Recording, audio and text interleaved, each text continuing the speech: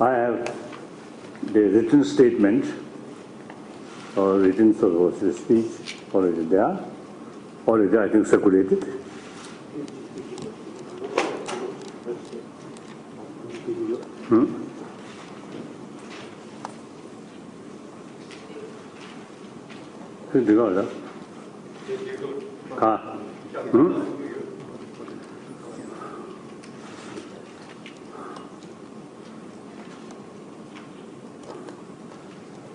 I always prefer complete informal way, talk, exchange, or real feeling.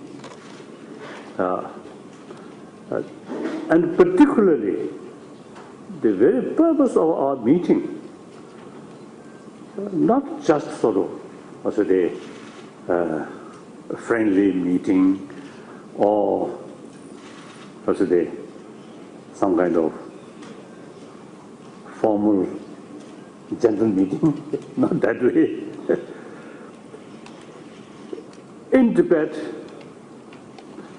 I think usually we believe around 6 million people, I think are really passing through constant threat and fear.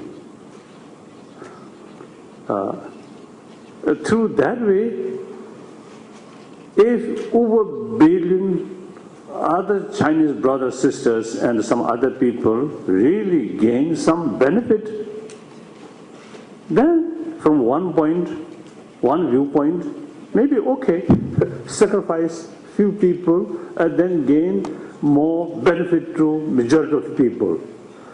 But that's also not the case. The quite number of Chinese also now, I think their initial reaction a little bit, I think too much emotion because of government propaganda or government sort of way of presentation about Tibetan crisis. But eventually things become clear and many Chinese feel very, very uncomfortable. Even I think quite a number of Chinese came to see me express their sort of apology. And then more important, the people from China, most populated nation, ancient nation, and decade by decade becoming more important sort of nation. Now eventually, see, the many Chinese, you see, their sort of ambition, eventually Tibet, eventually people from China should be a superpower. It deserves, because most populated nation and the cultured people, hard-working, long history. So now in order to become superpower, respect from the rest of the world, and the trust is, I think, very essential. Look, former Soviet Union, as far as military power, including nuclear weapon, almost becomes superpower. But that superpower brings more fear, isn't it? During Cold War, I have a few occasions to visit the German border with East Germany. So sometimes when I spent, you see, one night that area, and I also, you see, sharing the fear of the local people. Oh, if something happened, then tomorrow what will happen? That kind of, see, fear. So I wish, and also Chinese people also, I think, certainly I think feel, eventually people from China become superpower. That superpower must give humanity peace, happy, proud. So therefore, the people from China sort of policy regarding Tibet, this is not a question of how to control 6 million Tibetans, but implication, the overall picture of People's Republic of China and a long future. Today, obviously, we see people see many nations, sometimes even little appeasement, right? Appeasement, what do you call it? Pareto, and praising China because of the economy. And then these are actually hypocrisy. Deep inside, nobody likes totalitarian system. And no freedom of speech, no freedom of thought, no freedom of religious belief. That nobody acceptable. To nobody, that's not acceptable. But meantime, you see, hide these things and then showing some positive attitude. These are hypocrisy, not good. So I think Chinese people also should know that. The respect, the friendship from the rest of the world, one genuine one, is much better. So therefore, I really feel the people from the Tibetan issue and also Rinpoche refer, you see, the Xinjiang issue. These things, I think something very much related with the long future of people from China. And also, you know, I think Hong Kong people,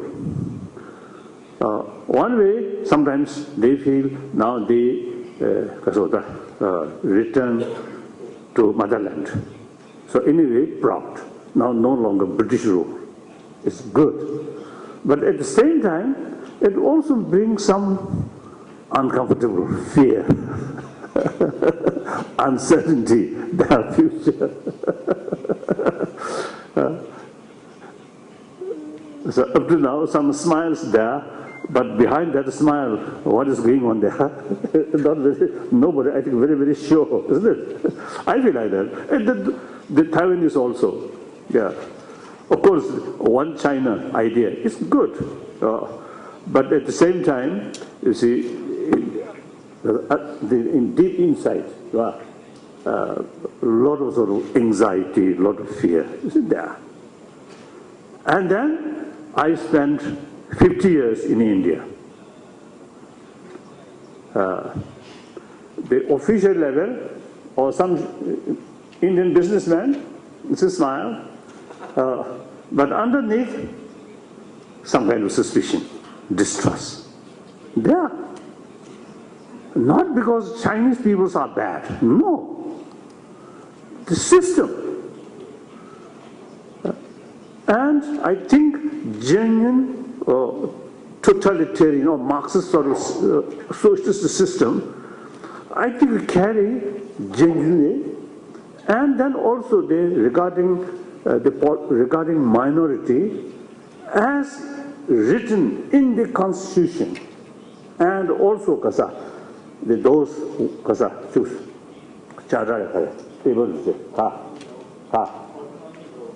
autonomy law. The concerned people really carried these sincerely. Then I think, okay. Recently I met some Chinese student. They have the view of China. Still, a lot of poor people there. So for them, the economic development is more important than political freedom of these things.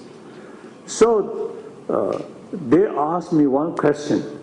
Under these circumstances, maybe better a centralized authority than democracy. Then I told them, look, India, almost equal population, over a billion human beings. And then look, East India, West India, South, North, different script, different language. So some cases, even if some South Indian refuse to study Hindi or speak Hindi. Hindi language belong to North. Some resentment. Some cases, I think, even refuse the India's present national anthem. Like that. But all remain genuine union because democracy, freedom of speech, independent judiciary. So when Indian Army, also the convoy, or goes here and there, the public never sort of express, never show fear. Sometimes the local poor Indian, sometimes they say, fight to Indian army, Indian soldier, and Indian police also. So there is real freedom, no room of fear.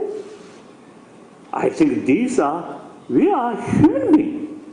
The great Chinese people also human being, really practical human being, hard-working human being. I think the Chinese tradition obey the leadership. Even if leadership says something wrong, still yes. I think that's gone. One time, the Jonathan Maskey asked me, why is the Chinese government very much sort of critical about you? That many years, in 1980s, honestly, he asked me. Then I told him, I'm not acting like yes minister. So therefore, the Chinese government is feel uncomfortable.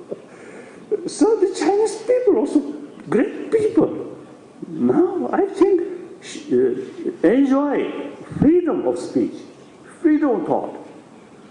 I think last 60 years, if Chinese people have sort of opportunity to utilize one's own creativity, I think China may develop more advanced in science field or technology in many fields. Centralize, not letting individual sort of creativity come active. So therefore, Tibetan issue, from the viewpoint of overall interest of the long future of People's Republic of China, I think Tibetan issue, and also Xinjiang, so some connection. Some Chinese brothers sisters actually, you see, expressing their wish the Tibetan struggle eventually can lead more freedom in China proper. So in any way, you see the situation of Tibet and also Xinjiang as well. And also I think many Mongolians in Mongolia, I think because it's in the smaller number, there is no opportunity to express their deep feeling. Otherwise, I think a lot of resentment there is quite clear. So therefore, now our meeting is something serious. So there is no room to carry a superficial way. So I feel this is something very important. Why? As I mentioned earlier, there is crisis. That crisis, the implication of that crisis related with future of People's Republic of China. So now, unfortunately, among the top leaderships, I think their main concern is how to keep power. Unfortunately, not much thinking about long-term interest of the People's Republic of China. That's unfortunate. However, government is government. People is people. So since last year crisis, I openly sort of express now our faith towards Chinese government, communist authoritarian government. Our faith become thinner and thinner. But to the Chinese people, never shaken our faith. So since then, every occasion I try to meet Chinese brothers sisters, mainly intellectuals. So response also very good. Now, although our meeting may not much influence to the Chinese government, or worst case, I think already there is some signs that our meeting there is some movement plotting,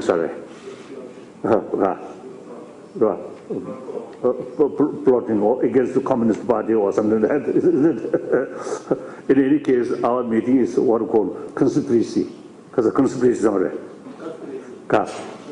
Conspiracy. So they, I think, look negatively, but to the people, particularly to intellectual people, I think we should, from our meeting, we should discuss. And firstly, I think we should create the positive atmosphere among the Chinese intellectuals or eventually Chinese people. Then secondly, problem which we are facing is our mutual problem, Tibetan problem as well as your problem. So we all have the responsibility to solve this problem. So therefore, I wish, I want more sort of different suggestions. What's the way? I do not want to say best way. So it's a way, even not best, doesn't matter. Just some different suggestions, views. What is the way to solve this problem? So that I'm waiting some ideas, you see, some suggestions, including some constructive sort of criticism, very essential. Our part, as Professor Sandor mentioned, in spite of this setback, our position is no change. We are ready, as soon as some signal comes from the Chinese government, we are ready to continue our dialogue. So criticisms or ideas, new ideas, new suggestions, most welcome. So that's the main purpose of gathering. So I'm although I'm leaving tomorrow, so I'm looking forward to hear, you see, the result of your discussion. For 3 days, 2.5 days. So I'm looking forward, you see, there's some concrete ideas. Whether implemented now or not, doesn't matter, but some, you see, concrete ideas that I'm hoping. So we are passing through difficult period. So I think basically, because of our intelligence, we human beings, I think one good thing about human nature is when more difficulties, more challenges there, that should not look that something bad and discouraged. Should not look that way. More challenge, realize this is opportunity, best opportunity to show our inner strength, mainly intelligence, wisdom, and try to find ways and means to overcome this challenge. So I'm just another human being, nothing special. So last 60 years, a lot of challenge, a lot of difficulties. But each difficulty is, of course, for a short moment, little anxiety, and sometimes desperate feeling, but overall more challenge, more determination. And also recently I met some Tibetans who come from Tibet. They also expressed to me same way. Things become more difficult. You see, their determination, their spirit becoming more firm. So that I think we human beings, this intelligence, so I think we have the potential, you see, to keep our determination and make effort, every effort. Then there's Tibetan saying, the 9-time failure, 9-time effort. So like I think when we first meeting, so a little bit is more enthusiasm. Then after the Tengamin event, then one decade passed, another decade passed. So sometimes, you see, unfortunately, I noticed some of the young Chinese, also some other sort of nationality, you see, just after Tengamin, you see, their mind very fresh and full of enthusiasm. Then at that time, when I had the opportunity to talk with them, and I told them, we are elder refugees. So already more than already is 30 years. So we have more experience. So things take time. Important to keep our determination and continuous effort. I told them, it is unrealistic. Expect something happen soon. So therefore, that I want to share with you. In spite of difficulties or obstacles, our determination for just cause, for larger benefit to larger people, that's something very secret goal. So please keep your determination. Thank you very much.